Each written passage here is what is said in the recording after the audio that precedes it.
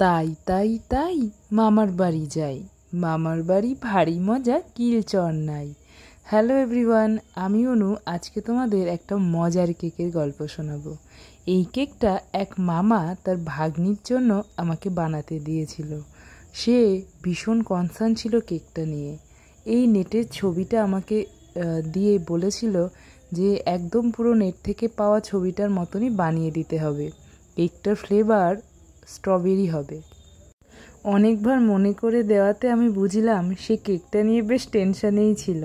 তবে আমি আশ্বাস দিলাম আমার পক্ষে যতটা সম্ভব আমি ততটাই চেষ্টা করব একদম ছবির মতো সেম টু সেম বানানোর। এটা নর্মাল ডল কেক থেকে একটু আলাদা। এই ডল কেকের ডলের ফ্রকটা কিন্তু ইডেবল ফন্ডেন্ট দিয়ে বানানো, আর এটা খাওয়া যাবে।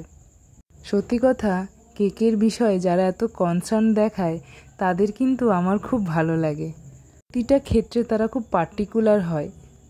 তাই এই ছবির মতো ডল কেকটা তোমাদের কেমন লাগলো অবশ্যই জানিও।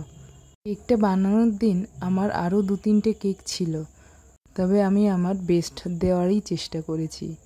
আর শেষে বলবো, এই রকম মামার ভালোবাসারা বেঁচে থাকুক। তাদের এই যত্ন অবশ্যই সবাই মনে রাখবে। শেষে বলবো, হ্যাপি বার্থডে ছোট্ট জ্যোতি। তুমি খুব ভালো থেকো, অনেক বড় হও, মানুষের মতো মানুষ হও।